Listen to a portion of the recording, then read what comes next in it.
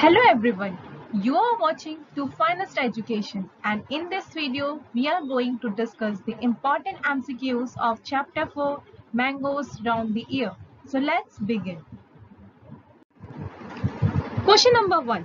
The process in which the perishable food are given a suitable treatment to prevent their spoilage is called as dash. Question में आपसे पूछा जा रहा है एक ऐसा प्रोसेस जिससे कि पेरिशेबल फूड मतलब वो फूड जो कि ज्यादा समय तक नहीं रखा जा सकता और कुछ समय बाद वो ऐसे जैसे कि आप इस इमेज में देख सकते हैं खराब हो जाते हैं, उसे हम पेरिशेबल फूड बोलते हैं। लेकिन अगर हम उसे सुटेबल ट्रीटमेंट दें, कुछ ऐसे मेथड्स अप्लाई करें तो हम उसे इस तरीके से खराब होने से बचा सकते हैं। तो उसे हम क्या बोलते हैं? So the options are option A food processing, option B food wastage, option C food preservation या फिर option D none of these. So the correct option of this question is option C. जी हाँ दोस्तों, जब हम food जो कि perishable food होते हैं और अगर हम उसे सुटेबल ट्रीटमेंट दें तो हम उसे बहुत समय तक के लिए बचा सकते हैं, जिसके लिए बहुत तरीके के मेथड जो है वो यूज किए जाते हैं।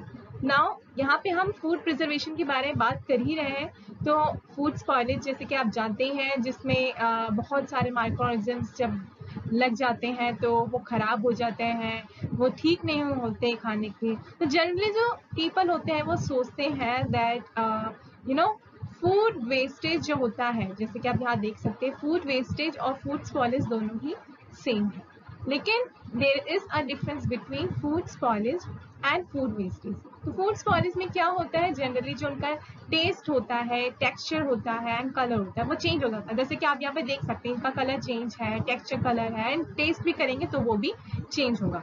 लेकिन जो फूड वेस्टेज होता है, जैसे कि नाम में ही बोल रहे हैं फूड वेस्टेज है ना, तो जब फूड खाने लायक नहीं होता है, ठीक है, जब वो खाने लायक नहीं होता है तो हम उसको क्या बोलते हैं?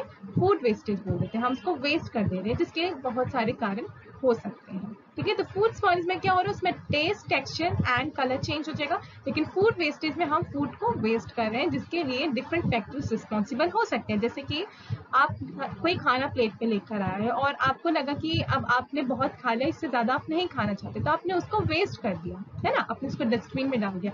So this is one of the example जैसे कि आप फूड वेस्ट कर सकते हैं। So now let's move to our next question. Now the second question is, we preserve food to improve its color and texture. B. Eat costly food. Option C. To make food crisp. Or option D. To increase its shelf life. तो हम food को क्यों preserve करते हैं? उसके colour and texture को improve करने के लिए, कॉस्टली फूड के खाने के लिए, या फूड को क्रिस्पी रखने के लिए, या फिर उसके लाइफ के ड्यूरेशन को इंक्रीज करने के लिए। सो the correct answer is option D. हम फूड को प्रिजर्व करते हैं ताकि उसका जो लाइफ ड्यूरेशन है वो इंक्रीज हो सके। सो जिसने भी ऑप्शन डी को टिक किया है उसे मिलते हैं 1 point. Question number 3. Which of the following are the good preservatives? तो दिए गए ऑप्शंस में से कौन से गुड प्रिजर्वेटिव्स हैं? So the options are option A sugar, option B jaggery, option C both A and B, या फिर option D none of these. So the correct option of this question is option C. So both sugar and jaggery are the good preservatives. तो जिसने भी option C को टिक किया है उनको मिलते हैं 1 point. Now let's move to our next question. The fourth question is, what is the name for aam papad इन आंध्र प्रदेश? तो जैसे कि आप यहाँ पे आम पापड़ देख सकते हैं, आंध्र प्रदेश में आम पापड़ को क्या बोलते हैं? So the options are option A अमराखंड, option B aam panna, option C मवादी तंद्रा, या फिर ऑप्शन डी अमावत। So the correct answer for this question is option C. So aam papad in Andhra Pradesh is called as Mamadi Tandra. Now, जैसे कि हम लोग क्या कर रहे हैं, आंध्र प्रदेश के बारे में बात तो कर ही रहे हैं, तो चलो थोड़ा सा देख लेते हैं कि आंध्र प्रदेश कहाँ पे लोकेटेड है. So here you can see the map of India and here you can see Andhra Pradesh. तो पहले तेलंगाना भी आंध्र प्रदेश का पार्ट हुआ करता था, लेकिन अब ये तेलंगाना आज की डेट में एक अलग स्टेट है. तो पहले हैदराबाद जो है वो आंध्र प्रदेश का कैपिटल हुआ करता था, लेकिन अब हैदराबाद आंध्र प्रदेश का कैपिटल नहीं है. तो आपके लिए दो क्वेश्चन है. पहला तो ये कि जल्दी से कमेंट सेक्शन में जाइए और बताइए आंध्र प्रदेश के कौन से कैपिटल है. एंड देन दूसरा क्वेश्चन ये है कि ये बताइए कि मामादी तंद्रा बनने के लिए कितने वीक्स लगते हैं. So now let's move to our next question. The fifth question is, which of the following is the method of food preservation? So दिए गए ऑप्शंस में से ऐसा कौन सा मेथड है जिससे फूड प्रिजर्व किया जाता है. So the options are option A drying, option B salting, option C freezing या फिर option D all of the above. So the correct option of this question is option D. तो जिसने भी option D को टिक किया है उसे मिलते हैं 1 पॉइंट. तो ये सारे मेथड होते हैं, चाहे वो ड्राइंग ले लो या फिर सॉल्टिंग ले लो, फ्रीजिंग ले लो. अपार्ट फ्रॉम दैट इसके अंदर और भी मेथड्स आते हैं, जैसे कि शुगरिंग हो गया, पिकलिंग हो गया. ये बहुत सारे मेथड होते हैं जिससे कि हम फूड को बहुत समय तक जो है प्रिजर्व कर सकते हैं. So now let's move to our next question. Question number 6. Milk can be preserved by option A sugaring, option B boiling, option C salting या फिर option D none of the above. तो milk को हम कैसे preserve करते हैं? So the correct answer of this question is option B. So we can preserve milk by boiling method. जी हाँ दोस्तों, हम मिल्क को कैसे प्रिजर्व कर सकते हैं? बॉइलिंग मेथड के through, as you can see here in this image.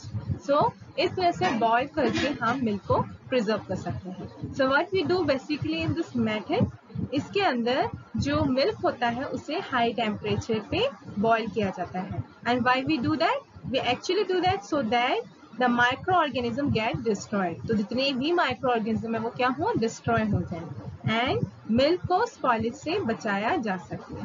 So now let's move to our next question.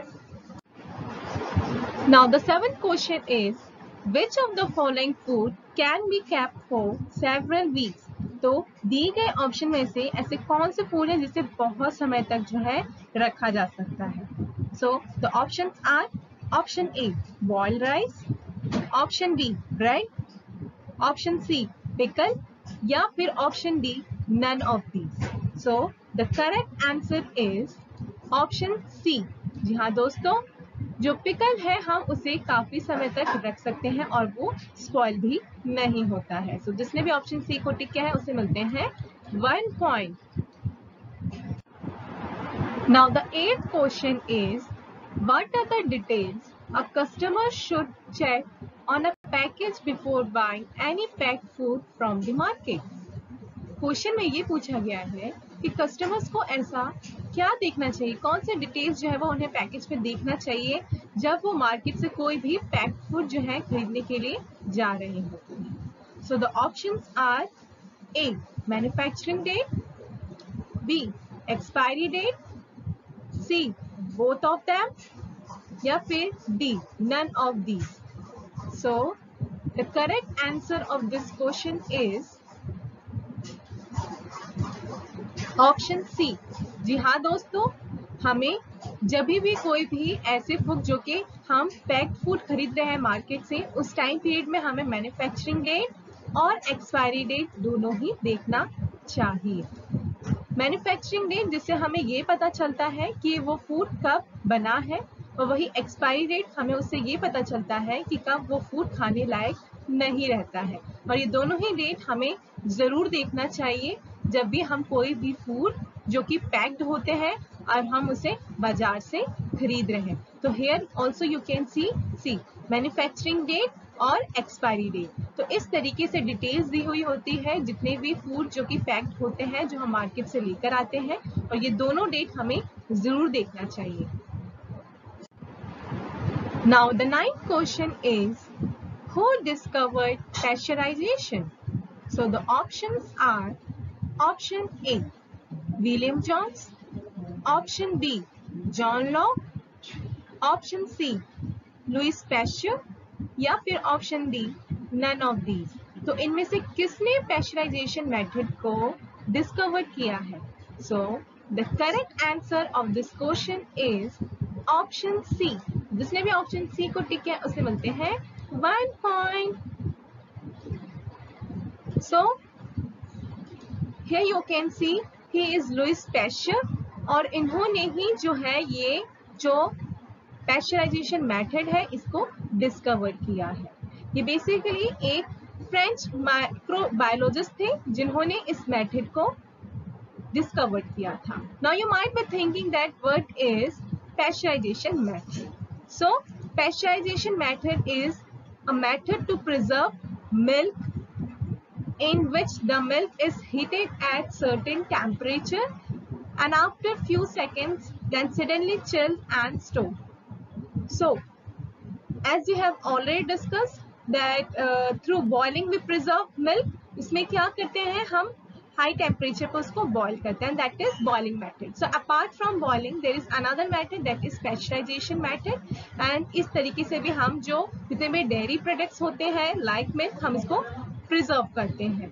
और इसमें हम क्या करते हैं, पहले कुछ सर्टेन टेम्परेचर में मिल्क को हीट किया जाता है एंड देन उसके बाद उसको चिल किया जाता है। और ऐसा करने से क्या होता है, जितने भी जो माइक्रो ऑर्गेनिज्म जिसकी ग्रोथ होने के चांसेस होते हैं और जिससे कि जो मिल्क है वो स्पॉइल हो सकता है, वो जो है वो जो चांसेस है वो खत्म हो जाते हैं। एंड क्योंकि इस मेथड को लुइस पैस्चर ने डिस्कवर किया था तो उनके ही नाम पर इस मेथड का नाम जो है ये पेस्चराइजेशन रखा गया है। सो आई होप कि अभी आपको अच्छी क्लियरली समझ में आ गया कि what is pasteurisation method. Now let's move to our next question.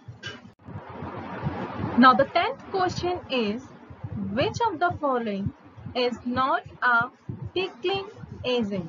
तो दिए गए ऑप्शंस में से ऐसा कौन सा ऑप्शन है जो कि पिकलिंग एजेंट नहीं है?